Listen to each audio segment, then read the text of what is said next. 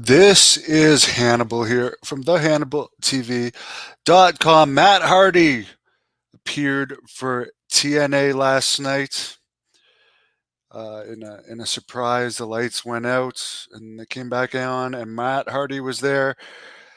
He has stated that although he appeared as the delete version of Matt Hardy in TNA last night, it's a per appearance deal. I guess he has not signed a contract with him. So he's still technically a free agent. He's always been able to do independence with AEW, but I don't think AEW has had a deal with TNA lately. But one interesting thing, we have heard the rumors about Matt Hardy and the Wyatt family. TNA does appear to have kind of a working relationship with WWE now. We saw Jordan Grace appear at the Royal Rumble. She's the women's champion there. So obviously there's some type of working relationship that they did a long time ago, back when Don Callis was still the president of TNA, one of the co-presidents, do a thing with AEW and TNA, but that was years ago now, and they don't appear to have any real connection anymore. So that might be a hint that maybe Hardy will end up in the Wyatt group after all.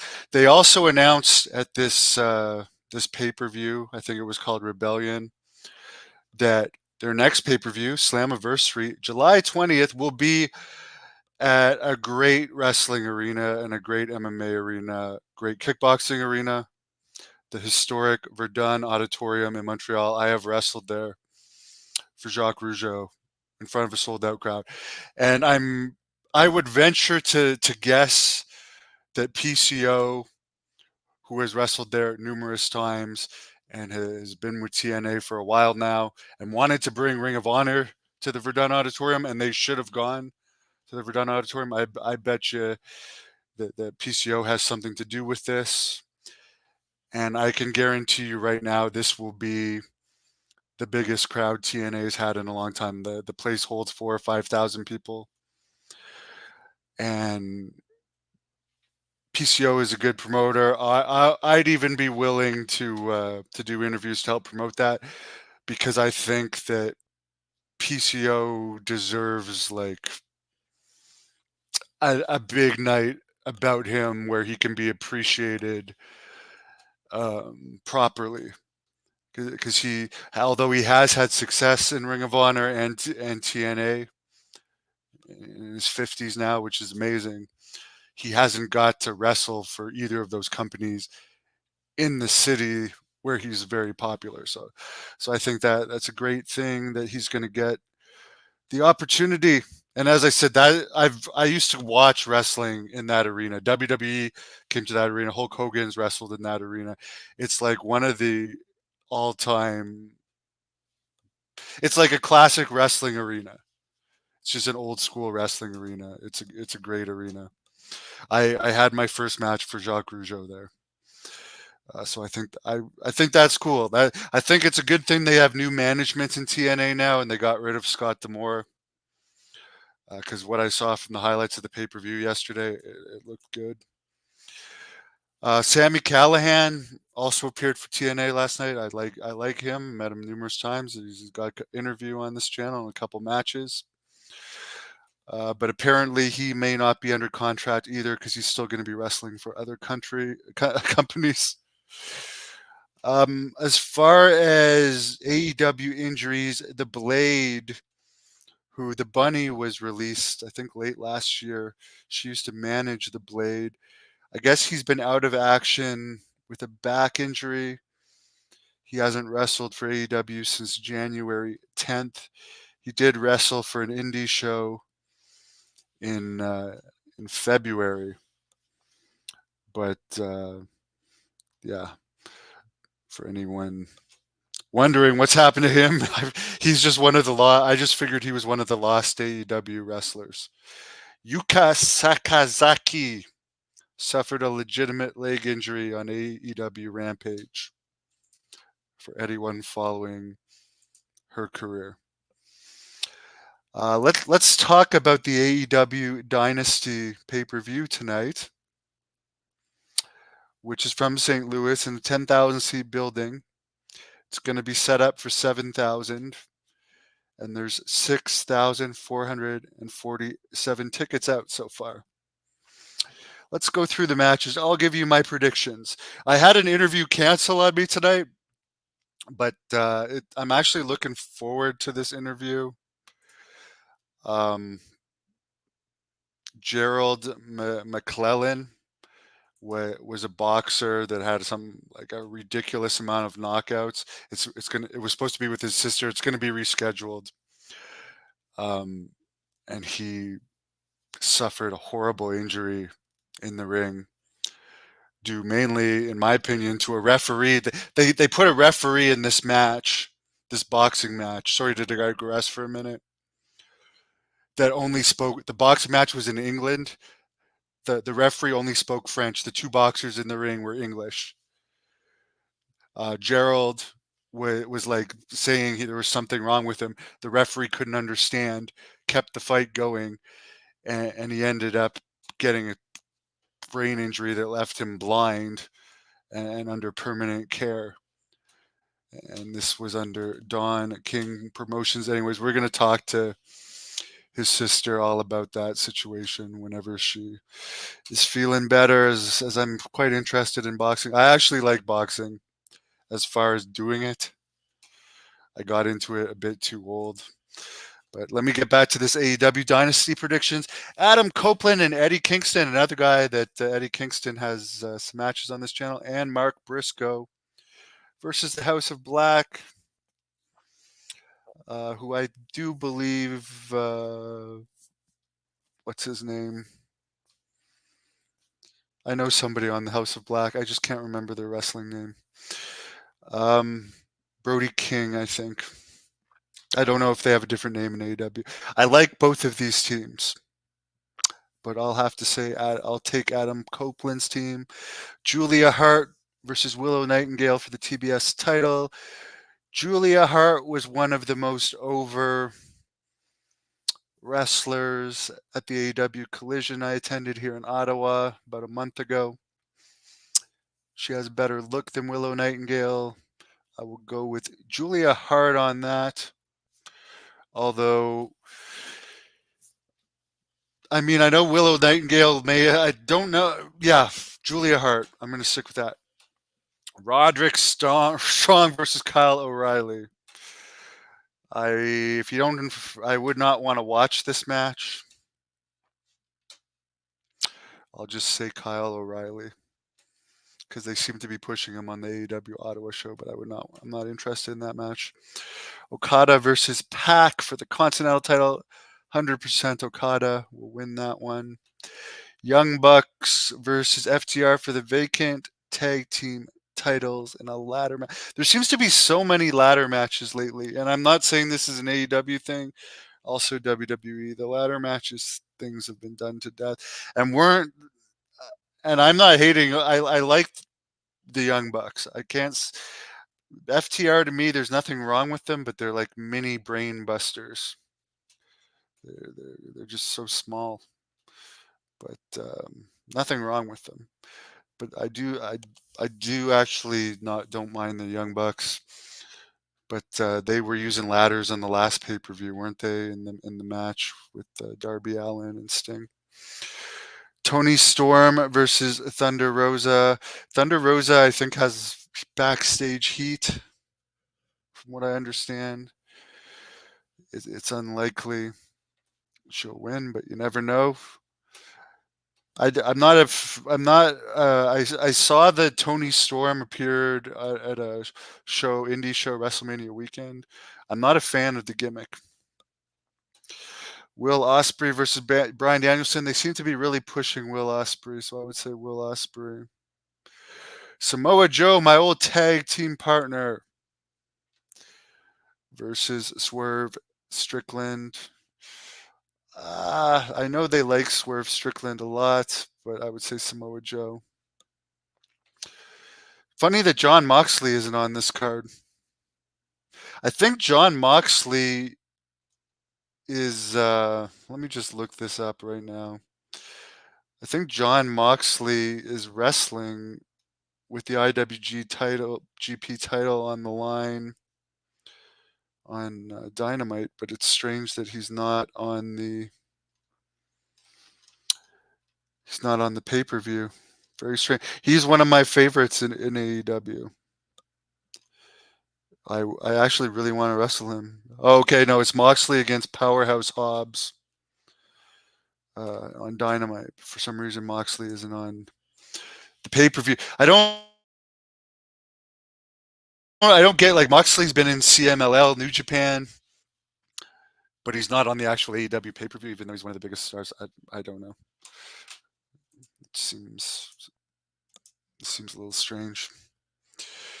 And speaking of Samoa Joe, when I mentioned he was my former tag team partner, we beat Jinder Mahal and his former tag team partner Gamma Singh Jr. In Calgary back in 2008. We beat the crap out of them. And I guess most of the wrestlers that were fired, there was 5 wrestlers fired from WWE on Friday. Jinder Mahal, Shanga, V Mahan, and Sangha apparently said on social media that WWE wants viewership in India, but they no longer have any athletes from India. It's interesting that they got rid of a bunch of Indian athletes. Maybe something happened in India where maybe something happened that pissed them off about whatever deal they have in India, where they feel that they don't need any Indian athletes anymore. One interesting thing I remember, the tryout that Raj, which is Jinder Mahal's real name, was signed from. I remember his partner Gamma Singh Jr. The reason why they didn't sign him at that point, supposedly, from what I forget if it was Raj or Gamma Singh that told me this, but they said they only wanted one Indian guy at that time. That's why they didn't take them as a tag team. It's very demographic, just like AEW and Impact. And I'm not saying they're going to the demographics. They want the transgender demographics. WWE might not want to get that controversial, but it's like Impact has Giselle Shaw, Nyla Rose has or AEW has Nyla Rose. I did hear Stephanie McMahon talk once too about for their championships in WWE, they had to be something like 33% ethnic champions. So it's very very core. I love Indian people. There's a lot of Indian people that watch Hannibal TV. And Raj and I used to be very close friends.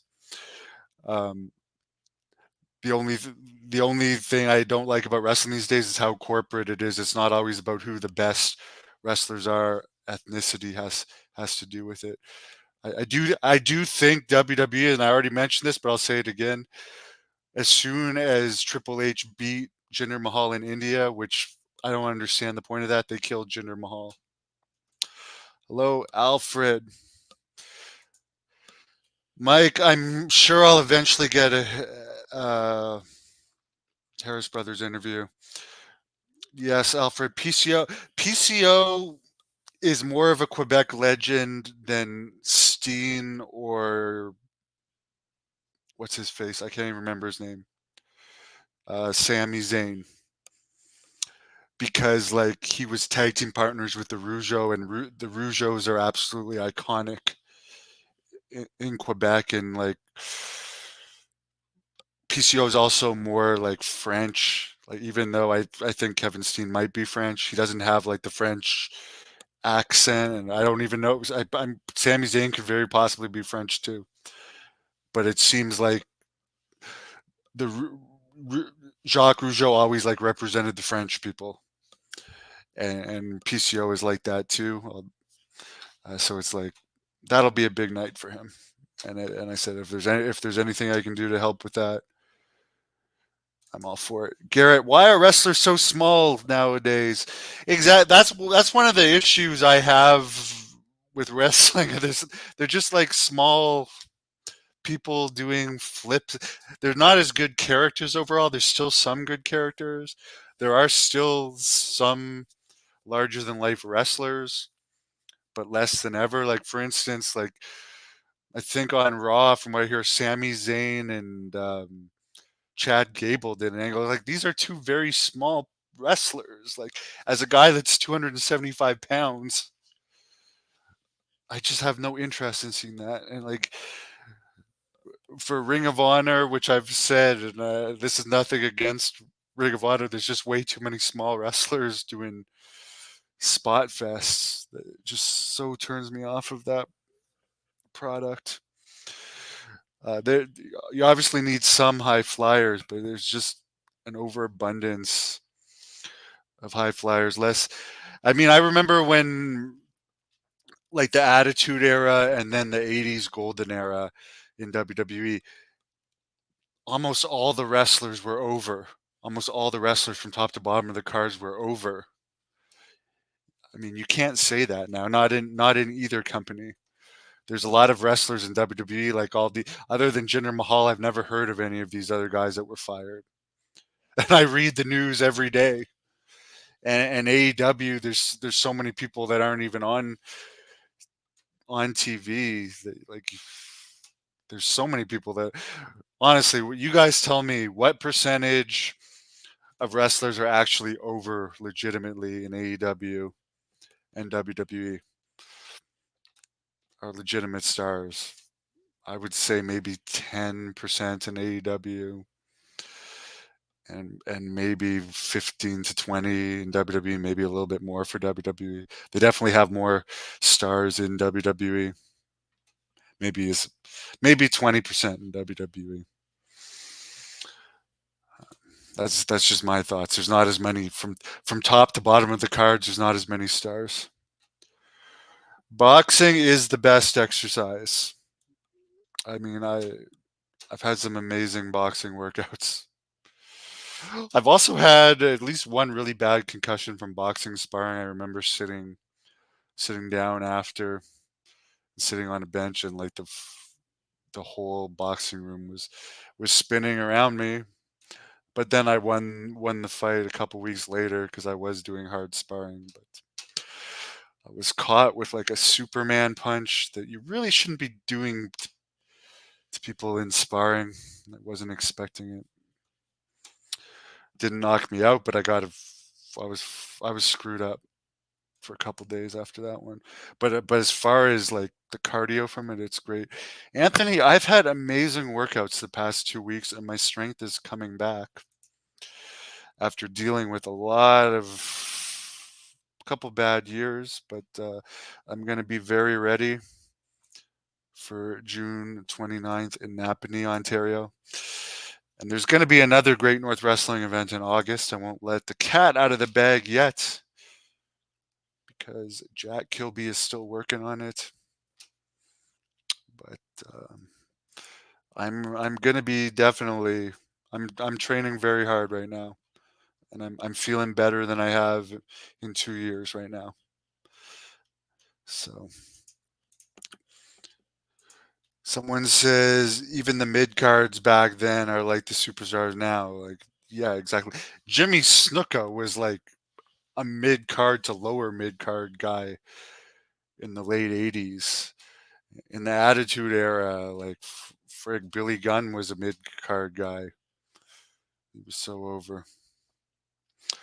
Someone says the skinny wrestlers make me watch '80s wrestling to remember the good old days. It's just they were so much better characters in those old days because I think they were also cooler personalities outside the ring. I'm not I'm not saying it was smart to do all the crazy stuff that they all did outside the ring, but it translated into better characters. You know most of these guys, and yeah, okay, it's smarter. The crazy guys just are still around. They just don't have jobs in wrestling anymore. But like most of the wrestlers today, they go back to their hotel rooms and play video games all night. I get it. It's healthier, but that lack of personality translates to the characters on the screen. Do I think Dino Bravo will go in the WWE Hall of Fame? He might be too controversial for them at this point. Someone says 6'1", 215 pounds, considers himself small for pro wrestling. Maybe in the 80s you would have been, but now you definitely be one of the bigger guys. Billy Jack Haynes update. His lawyer is going to do an interview with me on here soon. I don't. From what I understand, he's given 2 full confessions, and they're having his mental health evaluated. Um, so I don't know. He he he definitely has mental health issues. Thank you, AQ. Yeah, he has mental health issues that certainly played a role in whatever happened with his wife of only about 2 years that had dementia, that was like 15 or 16 years older than him. He made a stupid decision. I'm not we can ask when the lawyer comes on here, but who knows if he'll ever see the light of day again, to be honest with you, in my opinion, because Billy Jack's no spring chicken.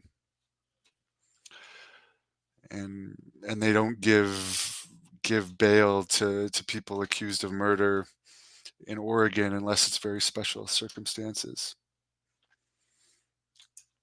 John, my interview with Bob Cook is one of the realest wrestling interviews he's seen in a very long time.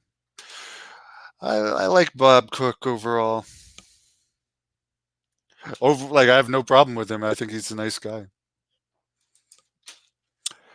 What do I think? Who do I think the best female wrestler is now? Oh God.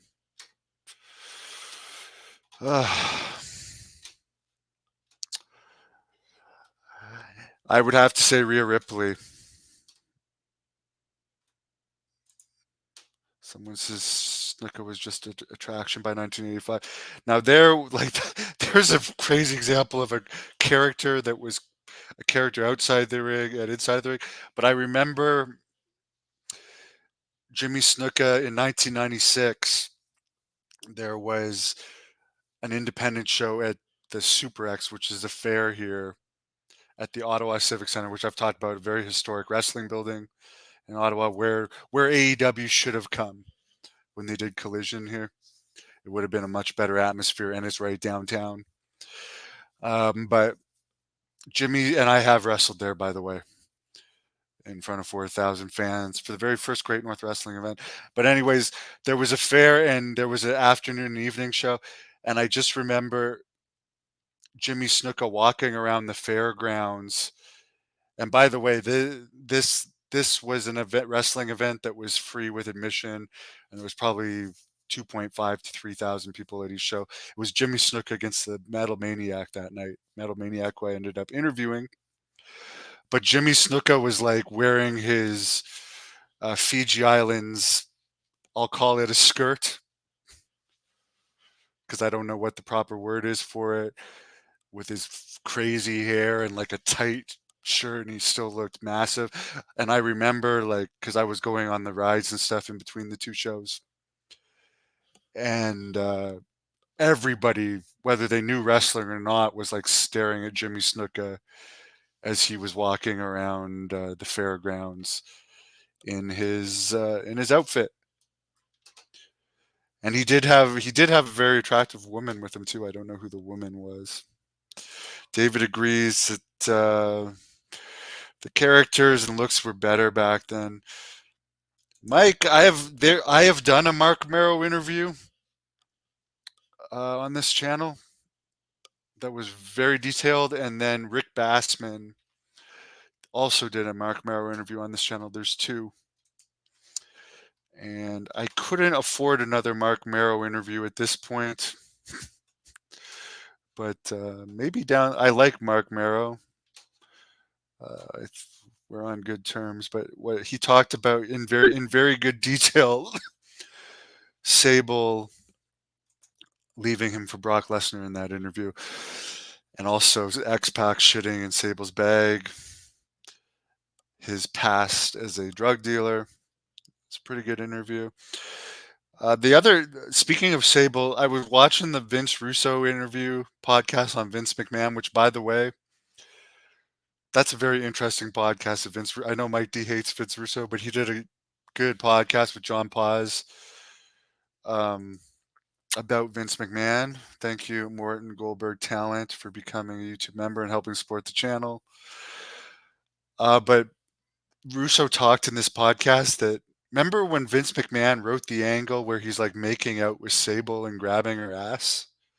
And this was just after the lawsuit. It's clearly he's the owner of the company writing an angle where he wants to make out with this girl. It's so bizarre. And then he's the owner of the company writing angles where his employees, like Steven Regal, have to kiss ass. Which, by the way, there's a funny story Dan Severn told in his recent interview with Violent J of the Insane Clown Posse, which is on their Unleashed TV channel. But I was able to put a clip on this channel of Steve Regal intoxicated wrestling Dan Severn. Because Steve Regal is a suck up and an ass kisser, where a lot of people would be like, the stuff that Regal's got away with, he's only been able to get away with and still have a job because he is such an ass kisser. And yeah, Mike D hates William Regal. I just don't respect him. I don't respect him. I've heard from way too many people he's an office stooge. And I believe it. Thank you for watching the Hannibal TV. Please help me out and like this video, then click the subscribe and get notifications buttons so you